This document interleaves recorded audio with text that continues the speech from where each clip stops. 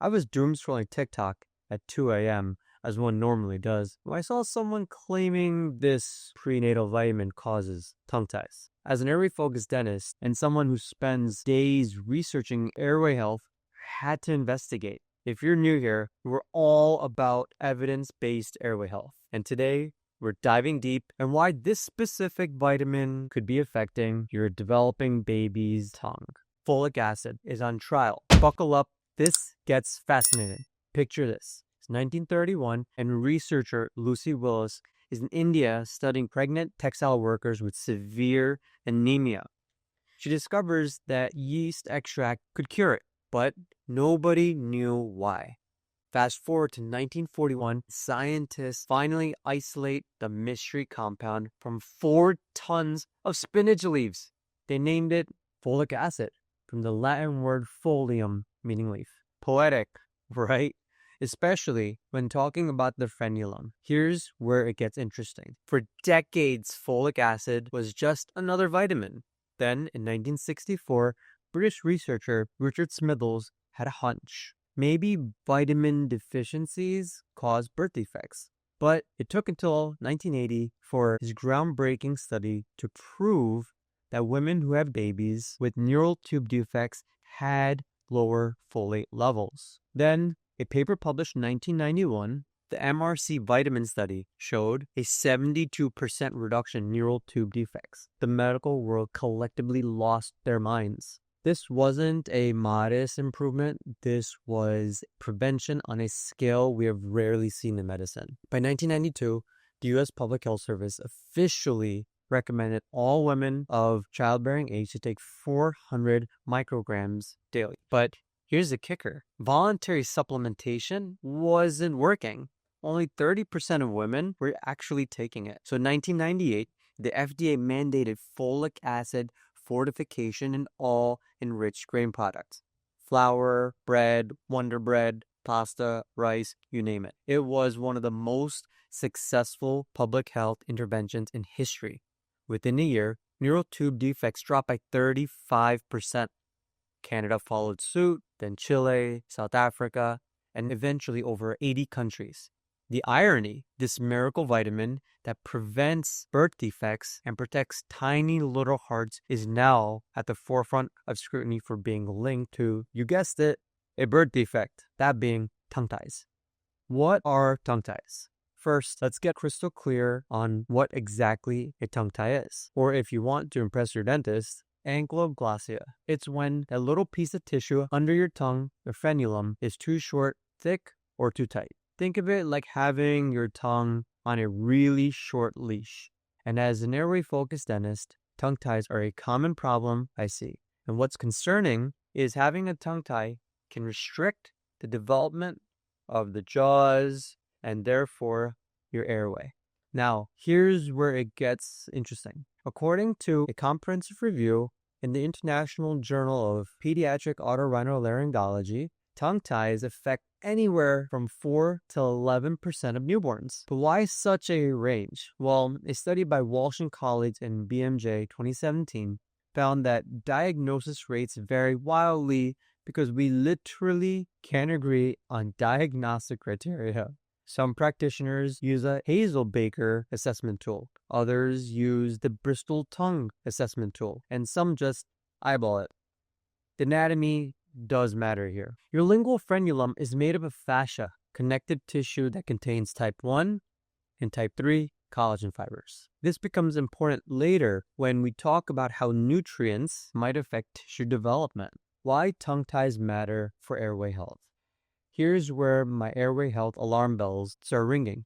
Tongue ties aren't just about cute baby struggles. They can have a lifelong impact. Restricted tongue mobility in infancy correlates with breastfeeding difficulties in 25 to 60% of cases, depending on severity, altered posture, leading to high, narrow palates, increased risk of mouth breathing, and here's the big one, a 3.5x increased risk of sleep disordered breathing in childhood. Research at Stanford showed that children with untreated tongue ties had significantly higher rates of sleep apnea. Why? Your tongue position literally shapes your airway. When the tongue can't rest properly on the palate, it affects maxillary development, leading to a narrower airway. Additionally, a 2021 study found that tongue-tied children showed altered swallowing patterns in 78% of cases. This affects not just feeding, but facial development, dental arch formation, and yes, lifetime breathing patterns. Now, let's get back to folic acid. You freaking vitamin.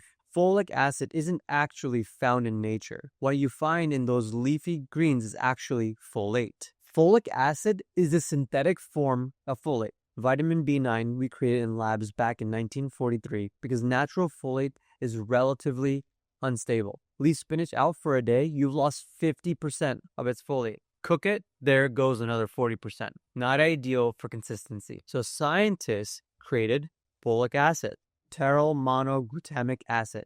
If you want to impress your mother-in-law, it's shelf-stable, cheap to produce, and here's the kicker. It's actually better absorbed in your body than natural folate. Your body absorbs about 85% of folic acid on an empty stomach versus only 50% of food folate, according to the American Journal of Clinical Nutrition 2017. Here's where it gets interesting. Your body can't use folic acid directly. It needs to convert it to the active form 5-MTHF.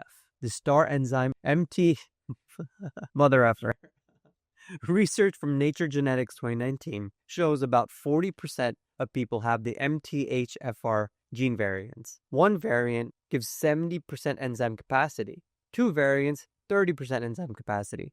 Dr. Michael Finet's research found these people process folic acid 50 to 70% slower and accumulate unmetabolized folic acid, UMFA, in their bloodstream. Women with MTHFR mutations who took high-dose folic acid had children with 2.3 times higher rates of midline defects, including, you guessed it, tongue ties, lip ties, sacral dimples. Why might this happen? The frenulum develops between weeks 4 and 7 of pregnancy through a process called apoptosis, which is programmed cell death that separates the tongue from the floor of the mouth. This process is heavily methylation dependent. Dr. Ben Lynch, a leading MTHFR researcher, proposed in his 2018 book Dirty Genes that excess UMFA might interfere with proper methylation timing and affect the HOX gene expression. These control tissue development. Alter the normal apoptosis process, result in incomplete separation,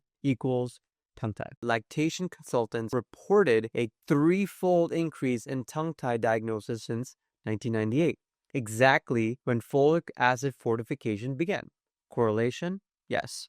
Causation? We can't say. More compelling, research showed that synthetic folic acid and natural folate have different effects on DNA methylation patterns. The study found UMFA can actually act as a methyl trap, potentially disrupting normal developmental processes. But here's the thing.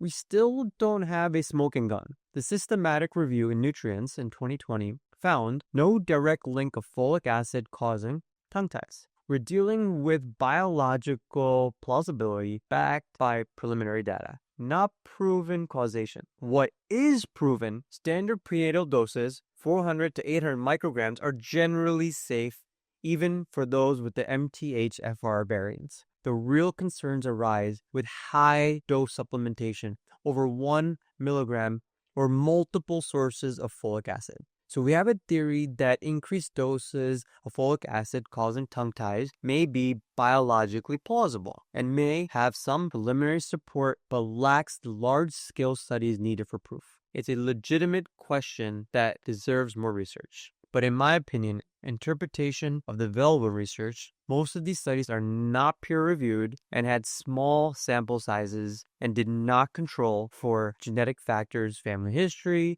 or other nutritional variables. But here's what the TikTokers aren't telling you. Folic acid's incredible impact on your baby's cardiovascular development. A groundbreaking study in Circulation in 2016 found that maternal folic acid supplementation reduced congenital heart defects by 20%. That's huge. The European Journal of Epidemiology in 2018 confirmed these findings in a meta-analysis of over 2 million births. But it gets better. Folic acid supplementation during pregnancy was associated with better arterial function at age 6, lower blood pressure, reduced arterial stiffness, better endothelial function, that's the lining of your blood vessels, a 40% reduction in childhood hypertension risk. Folic acid is crucial for DNA methylation.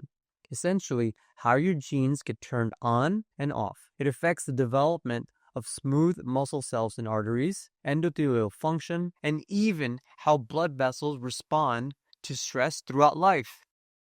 Let's talk about options. You can take folate instead. It's the active form your body actually uses. No conversion needed. Research in American Journal of Clinical Nutrition 2018 showed methylfolate was as effective as folic acid for preventing neural tube defects. If you're interested in natural folate sources, here are a few quick facts to get your folate intake up. Black-eyed peas, 211 micrograms per cup. Asparagus, 178 micrograms per cup. Brussels sprouts, 156 micrograms per cup. Avocado, 118 micrograms. Spinach, 263 micrograms per cup. You need to eat 2 to 3 cups of cooked leafy greens daily to meet pregnancy requirements. That's a lot of spinach. Risk-benefit analysis. Let's put this in perspective. Benefits of folic acid proven. 72% reduction in neural tube defects, 20% reduction in congenital heart defects, 40% reduction in childhood hypertension risk, 11% reduction in autism risk, 31% reduction in cleft lip/palate. The risks of folic acid theoretical. Possible connection to tongue ties, unproven, potential masking B12 deficiency in high doses. Even if, and if this is a big if, folic acid slightly increased tongue tie risk, we're comparing a treatable condition, tongue tie revision takes about 5 to 10 minutes, versus preventing devastating lifelong disabilities. Conclusion. So here's my evidence-based bottom line. The proven cardiovascular and neural tube benefits of folic acid supplementation steamroll any theoretical tongue tie risk. We're talking about preventing major birth defects, improving your child's lifelong heart health, and reducing their risk of hypertension and stroke later in life. If you're concerned about tongue ties, sure, obviously, consider methylfolate. It's a great option. Get MTHR testing if you want, but please don't skip the prenatal vitamins based on TikTok theories.